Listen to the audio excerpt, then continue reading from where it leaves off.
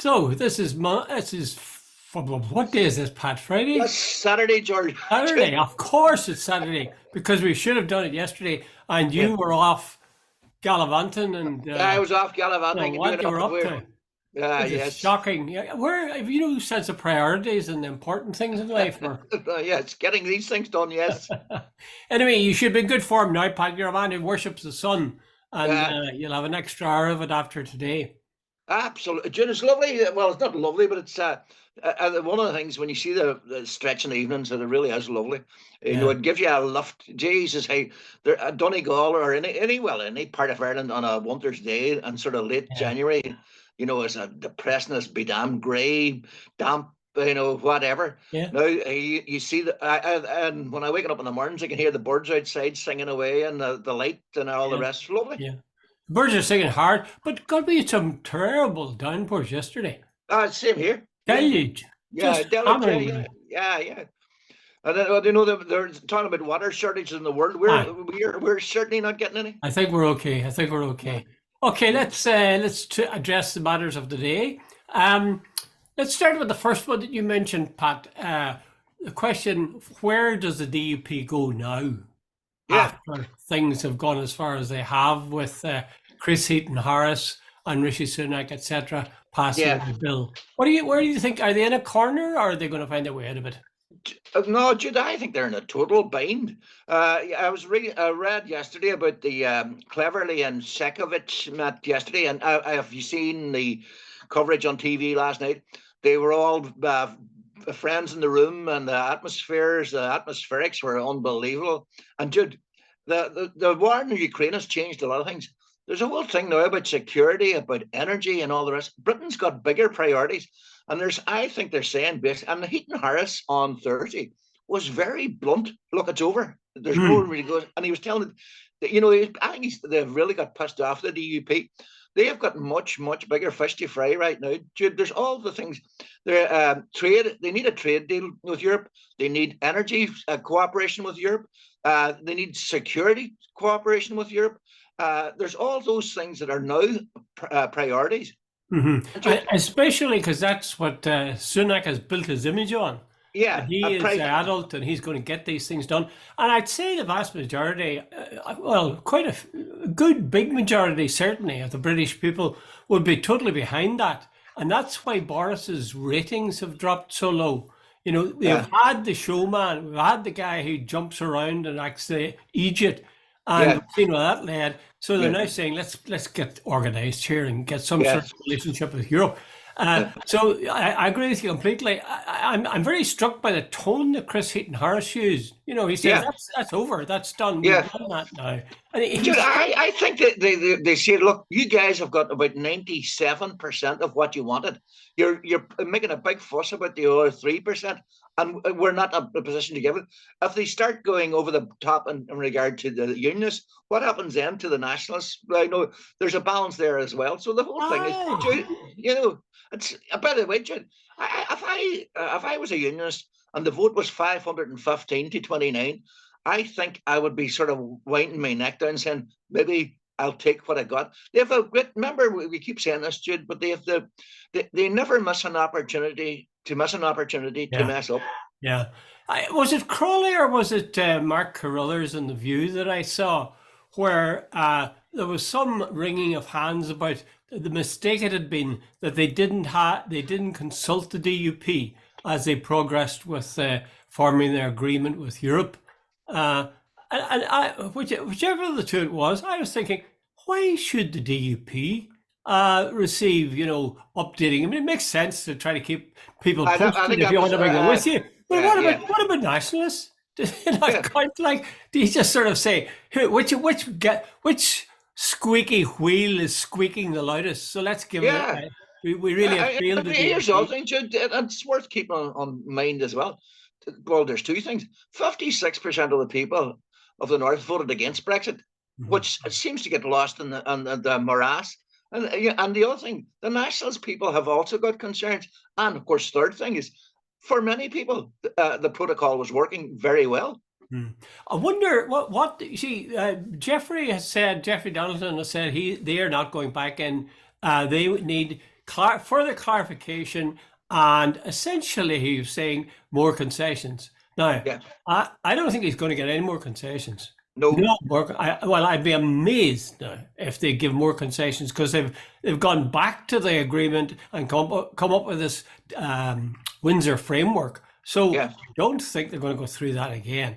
And the other thing is, I mean, what he said he needed clarification. What Yeah. what does he need? I don't know what he needs clarification on. Yeah.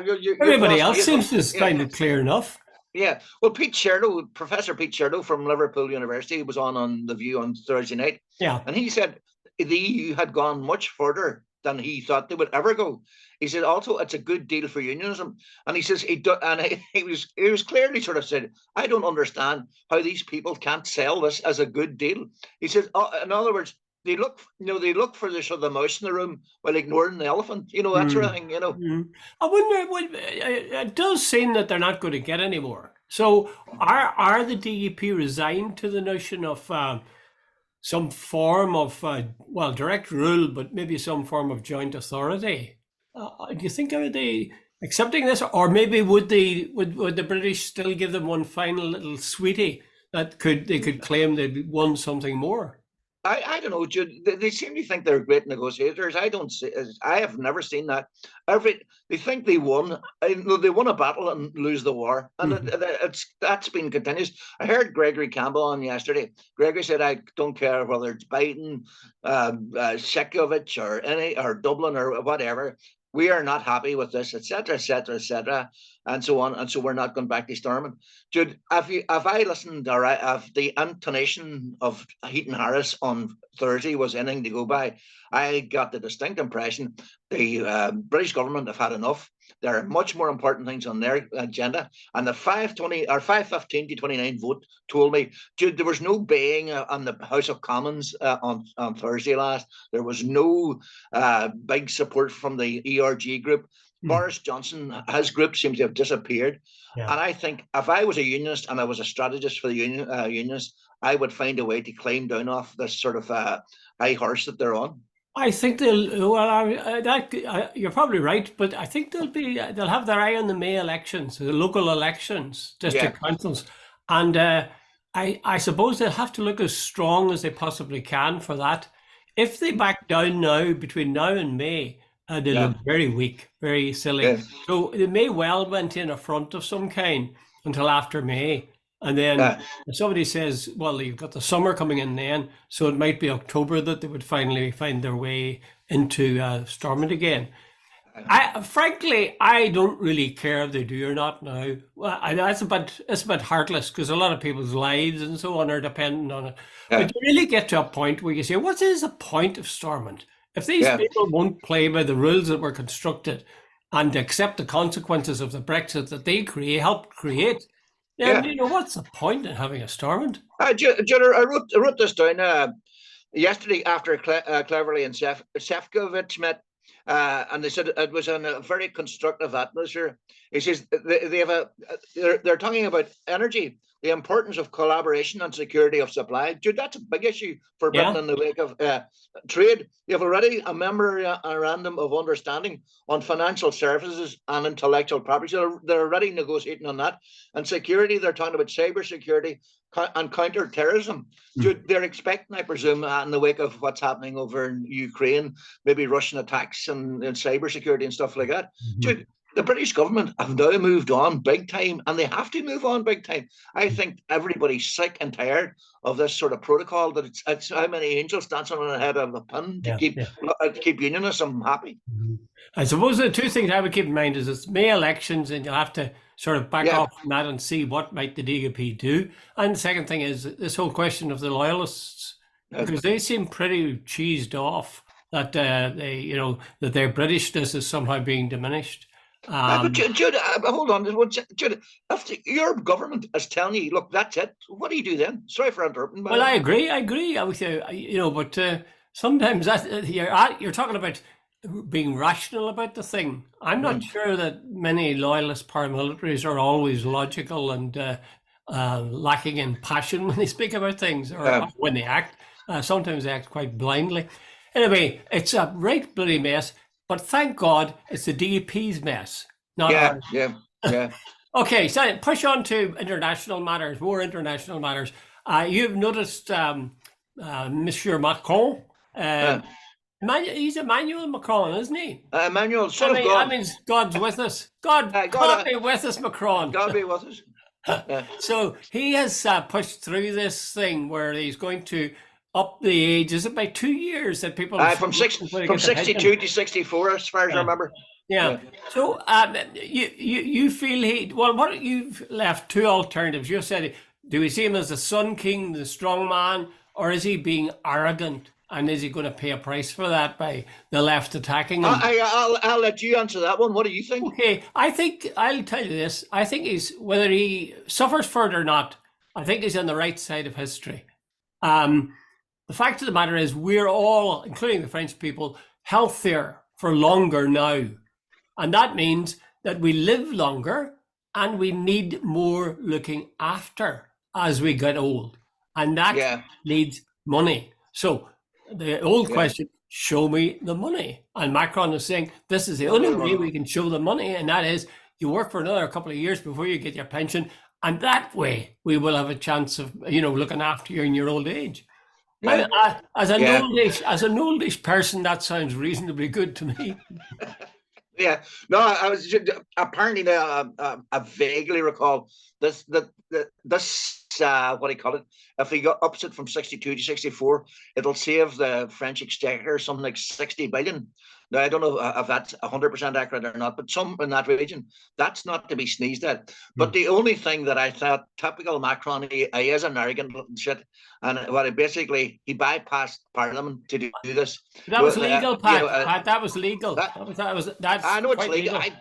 Adolf Hitler was legal as well. That doesn't mean he said it was right. No. Come on. We're talking about. But he introduced a whole lot of laws that were legal. But so internment was legal too. This isn't the Holocaust exactly. 2 years. No, I know, but what I'm saying is, I get very suspicious of people who think that they are right and bypass Parliament. He's not a dictator. He was elected, and surely Parliament. If you're talking about Western democracies, parliamentary democracies, I don't think any politician, Boris Johnson, Donald Trump, has the right to bypass the Parliament. The people. In law, he does have the right to do that.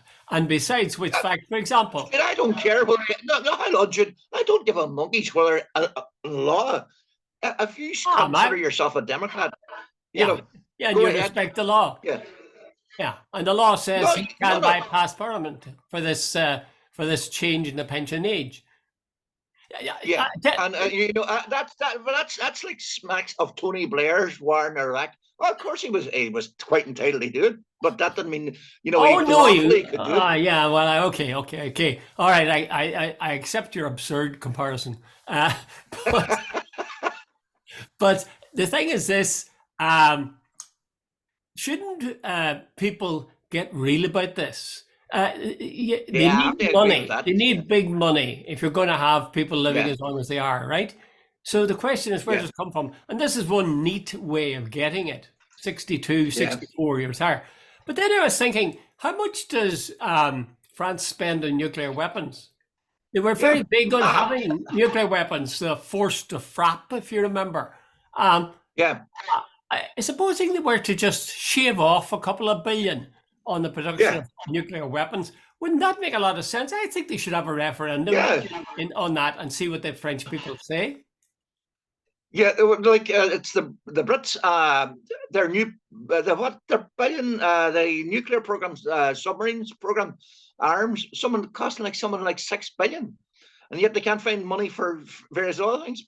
So the French, I presume, the same, Jude. It's more than 6 billion too, Pat. It's up to. I remember seeing figures of to maintain the Trident program of nuclear submarines or whatever. You're talking about something like 70 billion. 70 billion, yeah.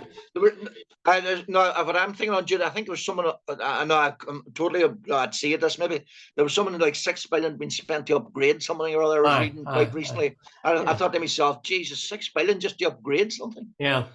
It is an absurd, it literally is insane. No wonder they called it MAD, like mutually assured yeah, destruction. yeah. I mean, Uh, just simply, if Macron wants to be remembered in history, and I suspect he does want to, and as you say, he's a pretty vain little shit, then he should make this move, or yeah, some leader that wants to be remembered by history should have the guts to do it and say, look, we don't really need all this nuclear weaponry. And all right, I'll not close it down, but I'm going to shave off this, 10%, 5% of it in terms of yeah. public funding. I think if some of them had the courage to do that, that they'd get applause. I mean, what sane Yeah. person wants to have a nuclear weapon anywhere near them? True. Jude, Yeah. I've mentioned this before. We were in Spain one time, and we were traveling away in the middle of nowhere, and I don't even know how we got there. But anyway, the next thing we came in this beautiful wee village, and there's something odd about it. And then we drove out a couple of miles, and there was a new nuclear power plant. And Jude, it was at the most there was something about it scared me. The towers were about 300 feet high, and there was something inhumane about it. Oh, It was yeah. just frightening. It was like someone in a Stephen King novel. No, Yeah. there was someone Yeah. just I thought, like, if somebody drops a bomb in this place, we're gone. Isn't it interesting? Well, I mean, we'll move on from this now, but isn't it interesting that the thing that really, really is important, like will the world survive a nuclear war, that's the thing nobody talks about. They only bring it Yeah, up when they talk about Ukraine, but I mean, we should have been talking about that every day for the last 60 years. And yet it's years. never Yeah, mentioned. exactly. And there's never Never any mentioned. discussion about whether all this money should keep being pumped in there, even when there's a Yeah, pandemic and all the rest of it. Ah, God yeah. preserve us. Anyway, I suppose we get the politicians we vote for.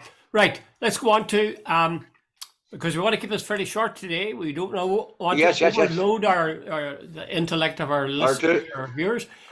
Question time. I watched it myself, and you were struck by one particular moment in it. The question was asked, who believes Boris Johnson? And there was total silence and nobody put their hands. I think one man eventually sort of put up his hand. I can't remember what he said, but it wasn't in support of Boris And Johnson. there was a But tumbleweed went across in front you could of see a Fiona Bruce. tumbleweed, like a John Ford film, where a tumbleweed goes down the middle of the street. But Jude, I thought to myself, now, I asked the question, to me, that would be his career over. The very fact that the people don't believe him. But maybe when it comes to Boris Johnson, maybe he will make a comeback. But Jude, I thought his performance at I was watching a bit of it. Jude, I don't believe that the British are that stupid that they believe for a second he was telling the truth. Jude, he's trying to say, remember the famous George Orwell, don't believe the evidence that your own eyes sees. He says, I wasn't at a party yet. There's wine on the table. There's people standing with glasses in their hand. And he says he didn't know the rules. And yet here he was on the TV telling people, you can't go to a party, you can't go. And then there was all these other people who were standing, looking in their window as their father or mother died, and they couldn't go and visit their granny. And when they came to the funeral, only 10 or 12 were allowed in. And are they going to sit back and accept the bullshit from Boris Johnson, the Prime Minister, that he didn't know the rules? I think when you have something like the BBC coming out as Fiona Bruce did the other night, fearlessly and saying, how many people support Boris Johnson, and then smile as clearly nobody does. I think Johnson's day is done, certainly for the foreseeable future. And if you see the man who famously, we're told, stabbed him in the back, Rishi Sunak, his ratings are rising all the stock time. guy is gone. Yeah. So if he's gone up, Yes. I don't see Johnson going up along with him. I see him as going down. Dr. Combs, can I ask you a question? Yeah. Can I ask you a question? Boris Johnson voted against Rishi Sunak's EU-UK protocol deal. He voted against it. What do you think about a man who voted against the deal that was better than his deal? There's a man with elastic thinking. Yeah. Sometimes comes back and snaps against his own bum. It's accepted by everybody that Rishi Sunak's deal is far superior for Britain, for the UK, and yet Boris Johnson goes and votes against it. So in other words, he's saying his deal, which was less good, he still he votes against Rishi, and yet accepts the one he made. But you see, he's intent on getting something that'll make him look good. He's not concerned with the logic of the thing. He's not concerned with how it'll work. But in some way, will the glory shine on me? I produce something, so it must be true. Yeah. But really, I thought that was a very sobering and interesting question time, because Yeah. I've never seen it quite. I mean, it's a very conservative show that you don't get radical people on it very much, and yet you had this nobody really agreeing with the idea that Boris might be telling the truth. I mean, I think that's fairly well implanted in people's heads that that's going to happen. Okay, nearer to home, I'm even to say the name and I feel sad. This guy Liam Holden, who died a year ago, I think, and now his family has been awarded $350,000 in damages for the torture through which he was put, and he already has been. Before he died, he won his case that he was found guilty and would have been hanged, except they sort of, well, I suppose luckily enough, they just decided to imprison him for life. But the joy is that he's come out of it. But the sadness is that, do you remember the time when he got the million? No, Jude, I don't. Oh, no, I don't. I really don't. It's only with this that it's coming into the public consciousness, I think. Yeah. So at least that, in retrospect, is something that's good, that people will see what the British government is capable of doing. What the hell is going on here? We are being told about the awful things about waterboarding in the States. Somebody says waterboarding, I automatically think about the States and the American Army doing this to prisoners in Guantanamo Bay or wherever. And nobody says, but the British did it here years and years ago. The way it was described by him that I read up, oh God, it sounded awful. It really sounded awful. So I would think if it happened to me, I'd be psychologically destroyed. Apparently, right, here's what happened. He was I think he was about 18 or 19, wherever age he was. Yeah. And he was arrested for killing this young parachute guy. He was brought in, he was hooded, he was waterboarded, he was forced to make a confession, for which he was subsequently sentenced to hang. He was then held for 4 weeks in the condemned man's cell, where you wait execution.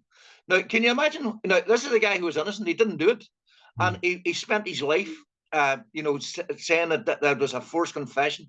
And the judges, without question, the judge was excoriating about how it all came about. He died last year at 68. Apparently, the hooded men, 5 of them, I think, are already dead. Apparently, he had an innate fear of water because of waterboarding. Even when shaving, he had nightmares all his life. Jude, psychologically, what he went through, and he was innocent. And what really gets to me is all this is coming out now, Jude, and as you said about the British state. The propaganda war went on for so long. It was just IRA.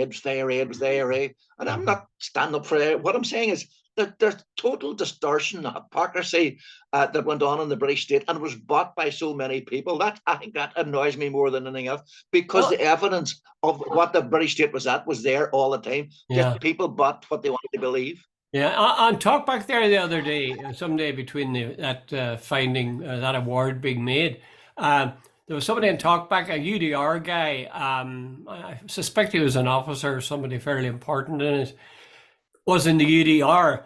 And whenever he was asked, Crawley was asking him about what did he think of this waterboarding thing and so on, and wasn't it shameful and terrible? And he said, oh, yeah. But he said, what about the soldier who was killed? It wasn't Liam Holden that killed him, but somebody killed him. And his family weren't getting any compensation.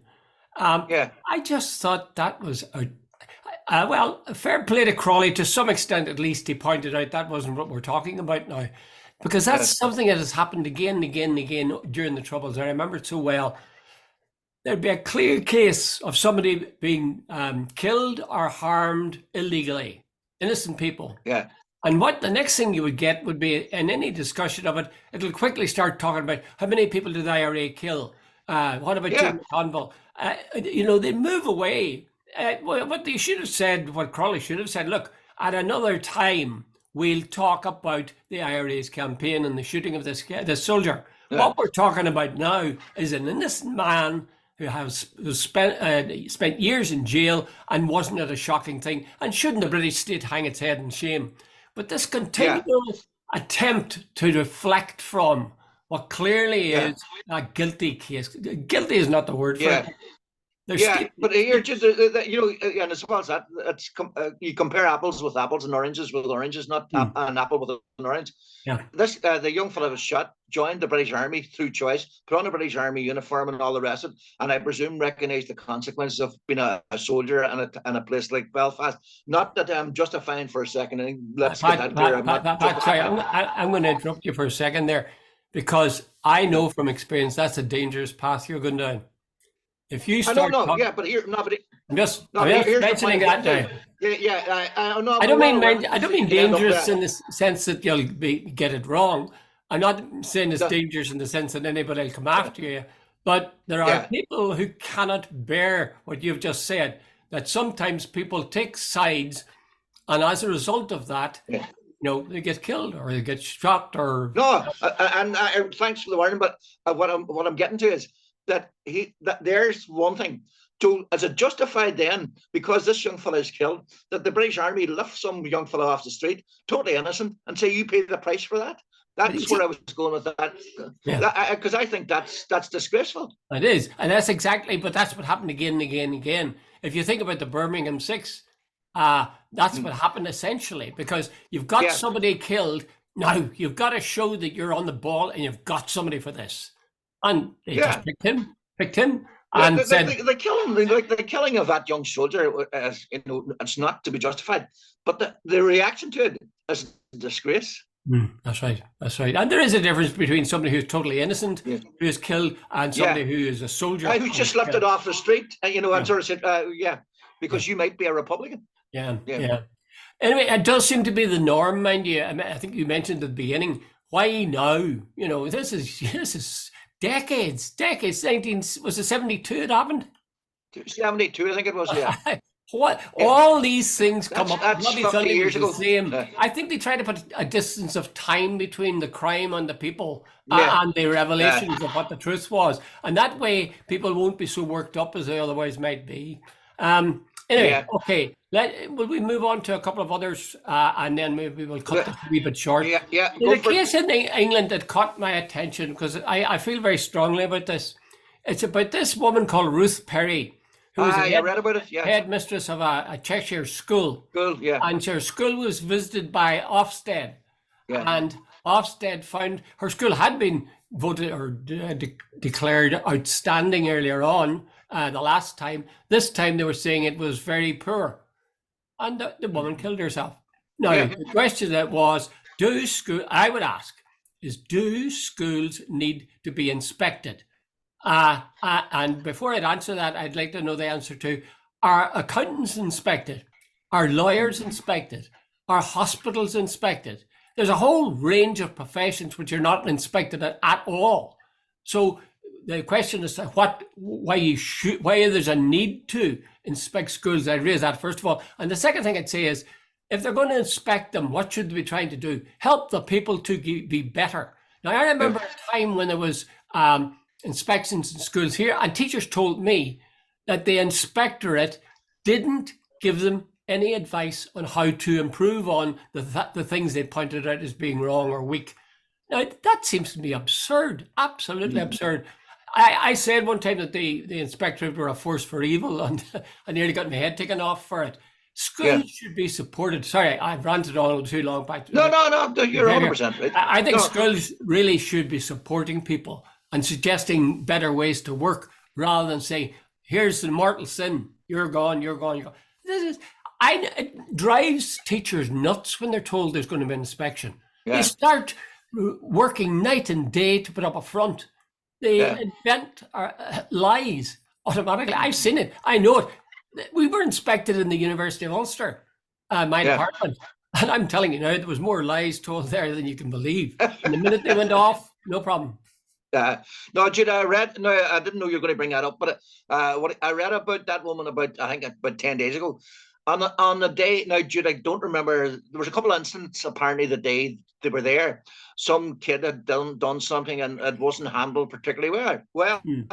So basically, on the basis of a couple of quite spurious, isolated incidents, the school went from a very high performing school Yeah. to she was slapped on the wrist, and she knew it was coming. And her sister, if I remember correctly, said she could see her mentally, falling apart.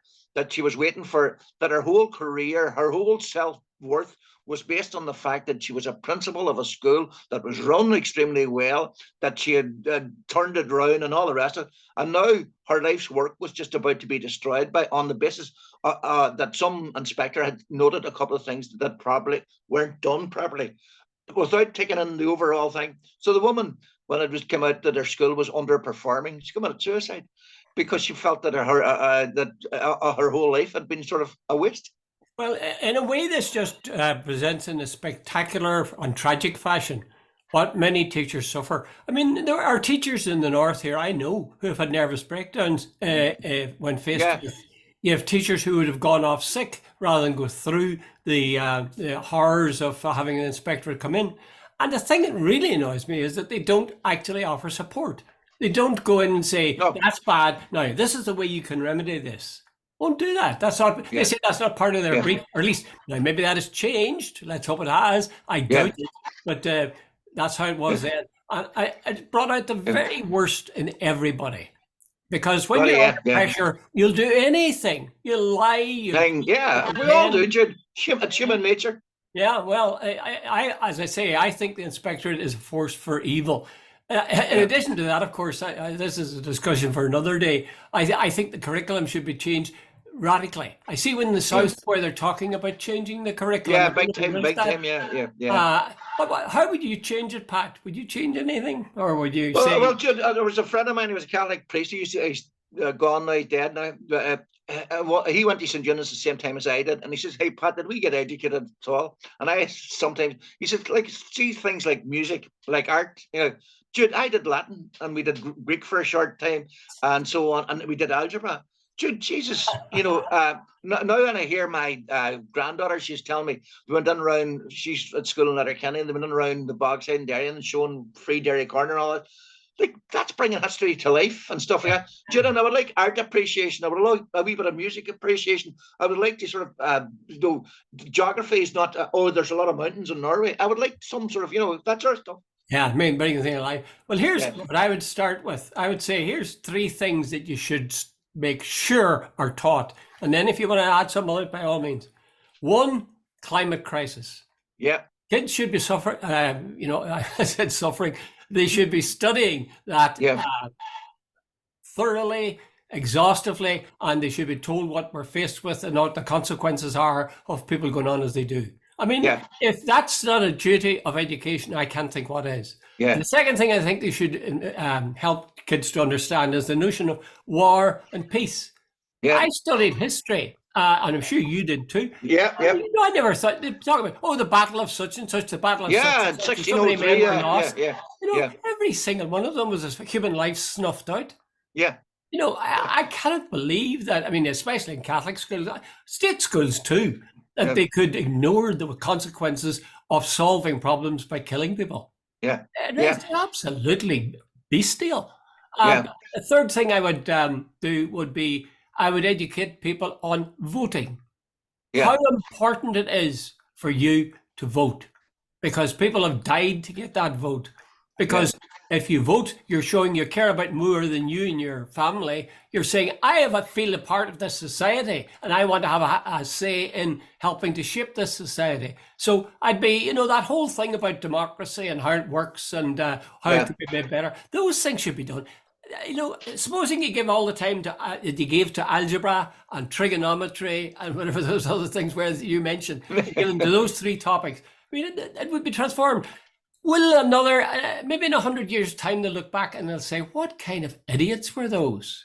Yeah. Why did they not do those? Why would they get those obscure bloody subjects that had no meaning for kids' lives? And then they start giving out about the kids. There's no discipline. Those kids are always acting up. If I was a kid, I think I'd go mad. Well, you know, the old, I was reading there a couple of weeks back, somebody came on, he says, another day didn't use calculus, another day didn't use trigonometry, another day, you know, and I've left school 50 years at this stage, Yeah. you know, which is probably true. Well, let me finish with my. I'm sure this is about the 10th time I've given this one. Paul Simon's. When I look back on all the crap I learned in high school, no wonder I can think it all. Anyway, okay, Pat. We'll leave it there, shall we? Tomorrow, Pat, you will arise and you will be bathed in daylight. Yeah, an hour longer. I'm not having an hour less in bed. You lie on anyway, sure. You'll just lie on. You look out at the daylight from your supine position and savor every moment of it. The wife, she's up at about 7:30. Like I take at least another couple of hours myself. But I mean, that's her job. She's supposed to make the breakfast for you. Absolutely. She's a woman. Okay, Pat. All the best, Jude. Yeah. On that note.